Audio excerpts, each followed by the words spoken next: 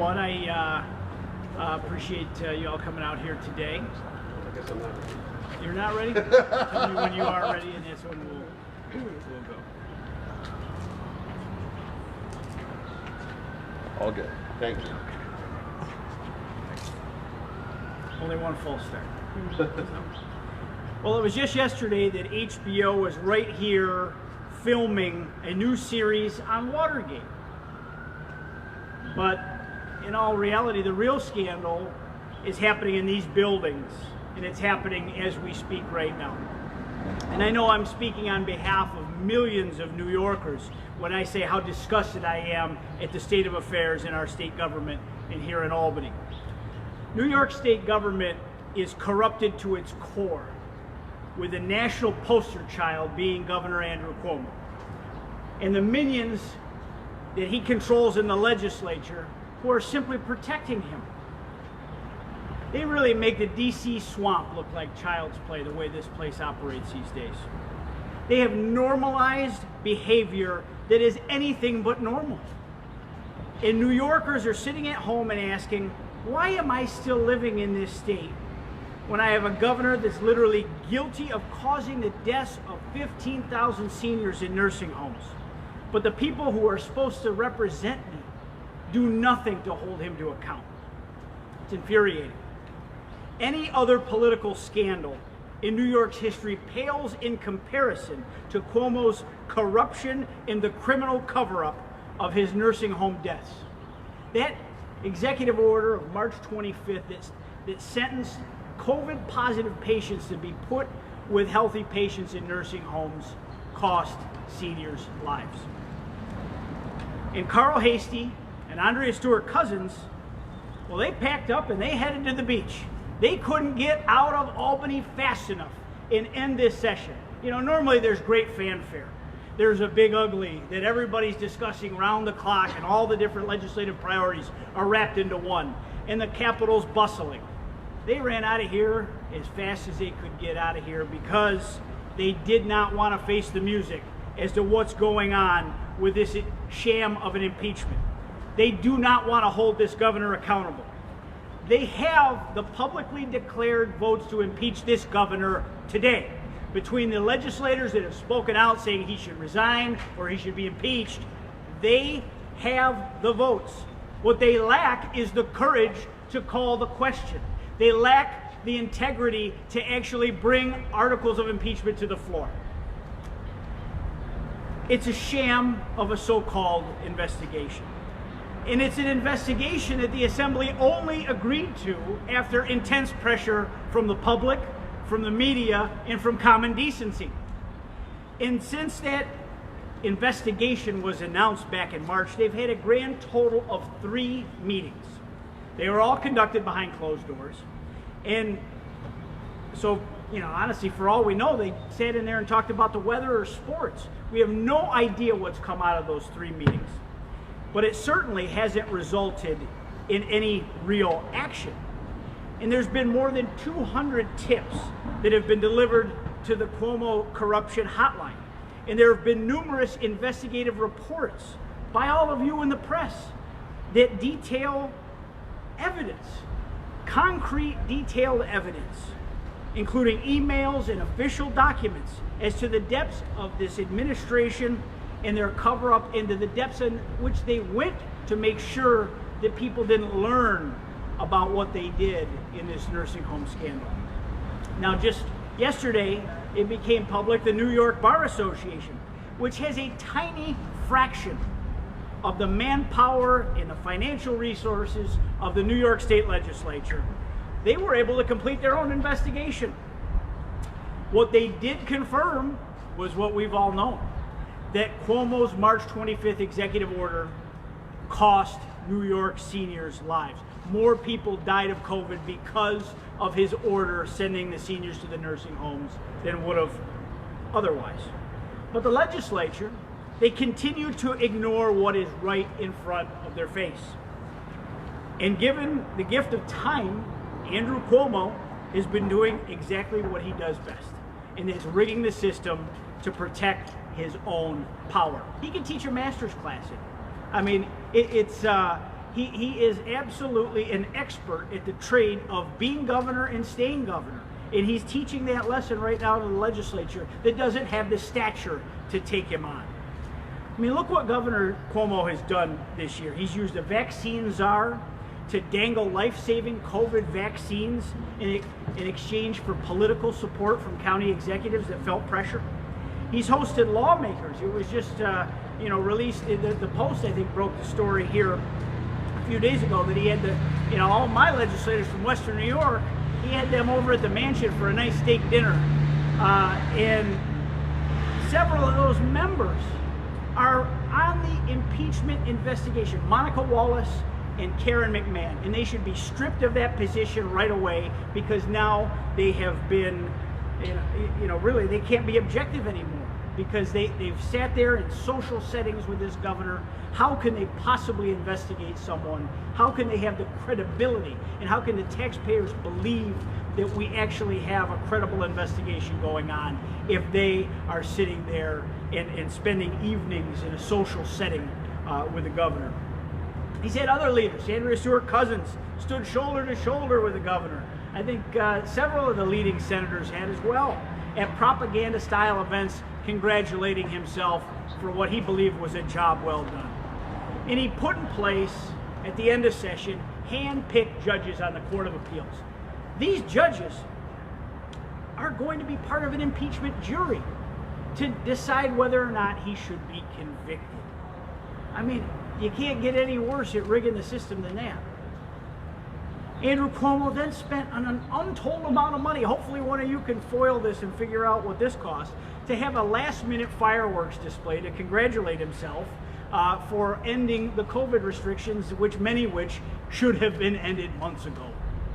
Can you imagine the gall of giving yourself a fireworks display? This was not for the taxpayers. This was not for the people.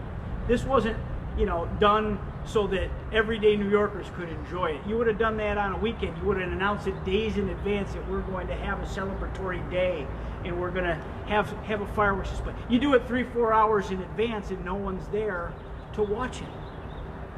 It's an expensive, grotesque display of self-congratulations, and that is Andrew Cuomo. There isn't a governor in America that handled the COVID crisis worse than Andrew Cuomo.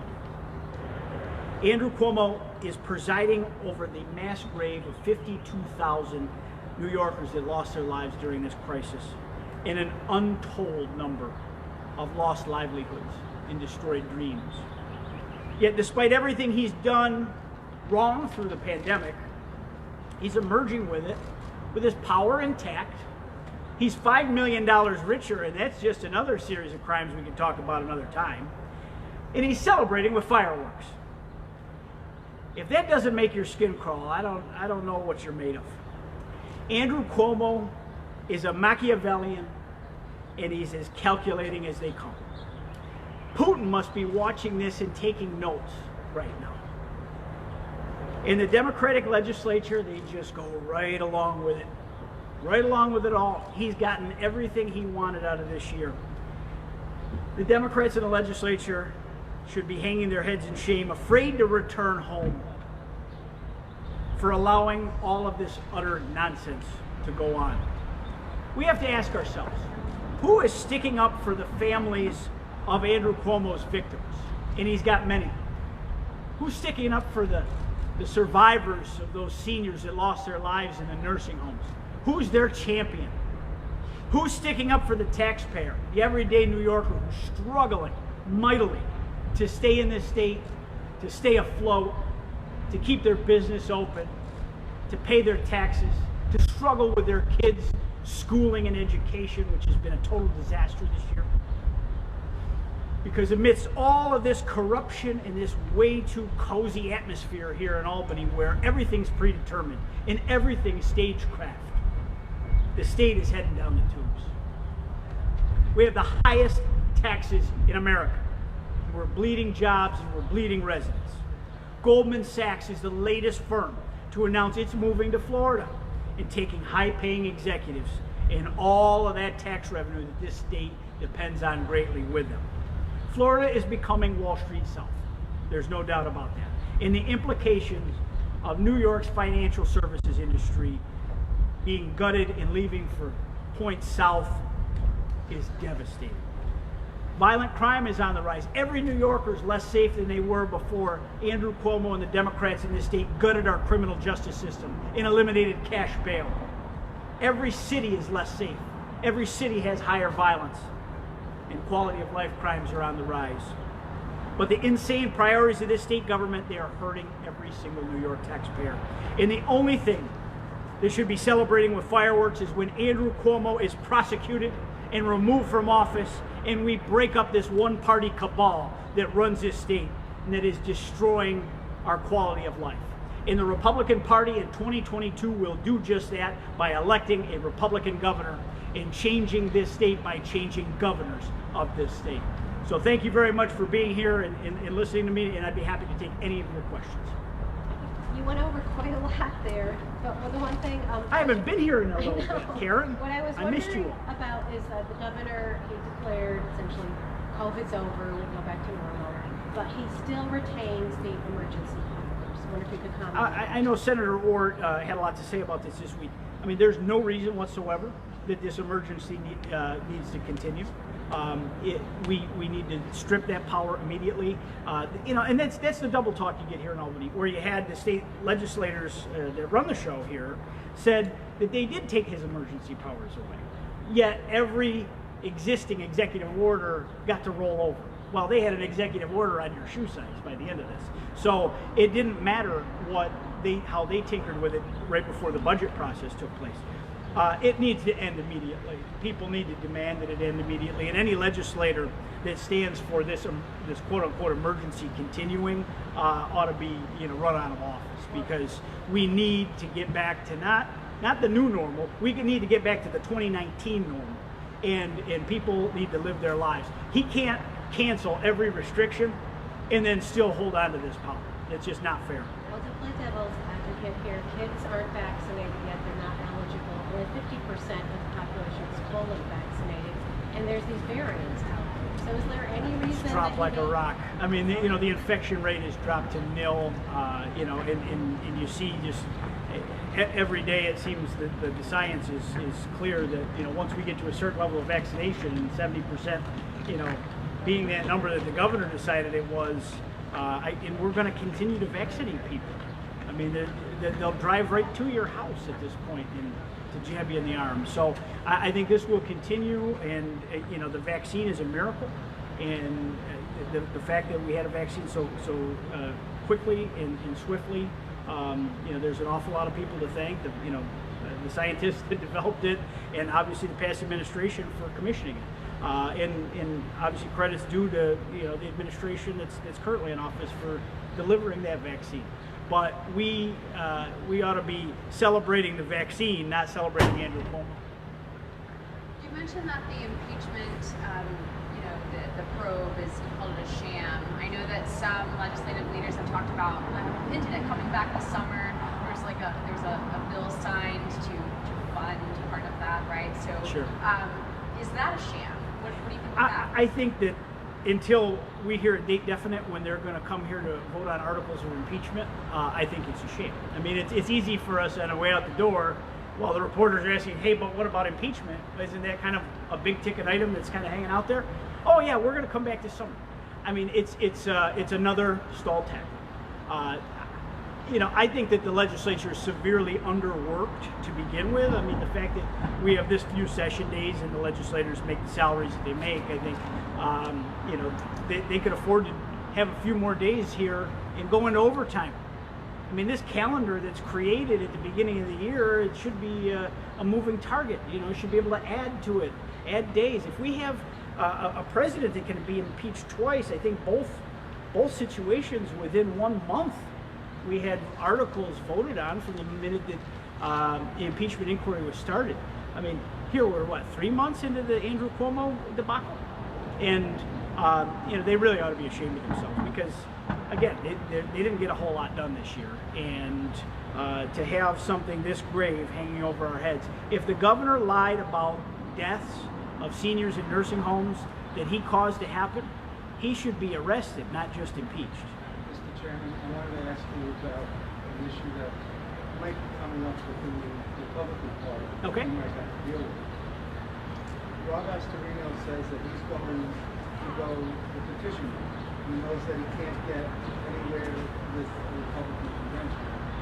So, given that, for argument's sake, if he was to win, I'm talking right now about the topics I did. We will have we're going to have a subsequent meeting of the state committee on June 28th to follow up on the meeting we had in April, to have candidates come in and say their piece. I spoke with Rob today, so it's not nearly as defiant of a tone as you're laying out there. And we're going to hopefully coalesce around a single candidate. That's been my position straight through, and I think you can go back to the tape and look at that. But I understand what you're saying, Mark. There's what people say on the campaign trail, and then there's reality. So we are going to move forward, try to coalesce around a single candidacy, and build the strongest ticket we've had since 1990. given the fact that I'm going to move on to the next question. Can I just finish? Morgan? I mean, kind of along the same lines, though. I mean, do you guys feel like it is likely for a primary? Do you feel like you guys are coalescing behind just one candidate right now? Is there any of that right now? I don't. I think that the candidates, we're just having a reopening. Local county parties are trying to, in rapid fire form, put fundraising events together and in-person gatherings, and those this is a very healthy thing. For the last 4 or 5 weeks, 6 weeks, we've had candidates going around the state, whether it be Lee Zeldin or Andrew Giuliani or Rob Astorino, and meeting with party leaders and discussing candidacies for governor and talking to the press about why Andrew Cuomo must be replaced as governor. This is very healthy. That's why we started early. And obviously there's no one's going to say on the first day of their candidacy, well, if I don't have the votes, I'm going to run off and hide, because it doesn't put you in the strongest position. They have to earn the support. You've all covered conventions. You know how that works. That convention will take place either next February or early March. And there's a lot of time between here and there. But that's why we're doing this now and not in December. It's so you have the summer months where candidates are out there moving around and showing their strength, and we're going to see what kind of strength the candidates show on their July filings. That's another part that all factors into that. So we will see what sort of strength candidates, not just on weighted vote, but total strength of campaigns they put forward. And it's we have options to choose from.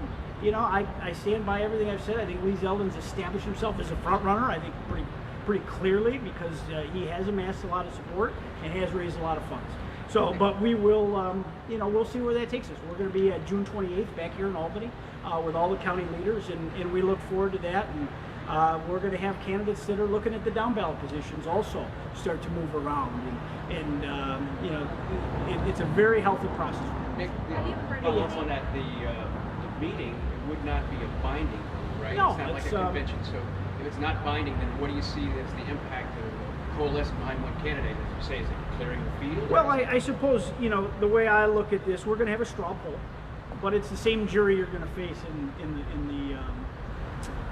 when we come back at it with the official convention. So if, in many cases, if you can't put it together the summer before, it's pretty tough to envision that you can put it together when you come back at it in the winter time. So, there's time between now and then. There'll be, time for discussion after. It's a non-binding vote, but, hopefully we come out of it with a presumptive nominee and we have some clarity there. Do you see a scenario where there could be a split between You could sit here and play all day long with what candidate might get what. We're going to have a meeting on June 28th. That's where I'm going to leave it. With the AG report, have you heard anything from your sources about just when this is going to drop? I know Cuomo this week has been answering questions. Do you feel like that might play into things? Well, I was fascinated to see the lieutenant governor in a clip in Buffalo seemed to cut and run a little bit on Andrew Cuomo, suggesting maybe you ought to talk to him if you have questions about his conduct. So it all doesn't seem so cozy on the second floor if Kathy Hochul's starting to cut and run. Maybe she wants to go measure for drapes in there. But in reality, the AG's moving pretty slow as well. And, I know there's a lot of topics. I have said right along that I'm very content to wait for her report as it pertains to the sexual harassment elements. But the nursing home death stuff, she's already investigated. she knows, and the documents have been well detailed. That's why I believe impeachment articles could be voted on tomorrow if the political courage existed in this town to get that done. Because, I mean, you're talking about matters of life and death. And they stole the final moments from so many seniors and the dignity that they deserve to be surrounded by loved ones rather than alone. They should not have been in those nursing homes. It's really bothersome, and the families deserve justice. And the only justice is for Andrew Cuomo to, be held to account here and impeached and, I believe prosecuted. Last Any other question. questions? Anyone else? We don't want us to look for a topic. Yes. Okay. Last week there was several pieces of legislation passed about voting and early voting. Okay. And Republicans, a lot of them took issue with it. I was just curious if where do you stand on that and expanding early voting and sites and access to New Yorkers? I think that we have an obsession in this state with tinkering with our election law. Instead of, you have an election committee to put together a comprehensive study. It just put in early voting a couple years ago. It was a total dud in year one. In 2020, it was a very successful program. I think some people were so excited to go vote that they waited a lot longer than they would have had to if they waited till election day to go vote. That happened in my household. But in reality, I think that there's a disparity between big counties and small counties on this, and the one-size-fits-all approach makes it difficult because, Erie County, for instance, has, I believe, over 35 early voting centers. Every municipality has its own early voting center, and there's, I believe, 4 in the city of Buffalo, where, small counties may have 1 if they're under a certain population.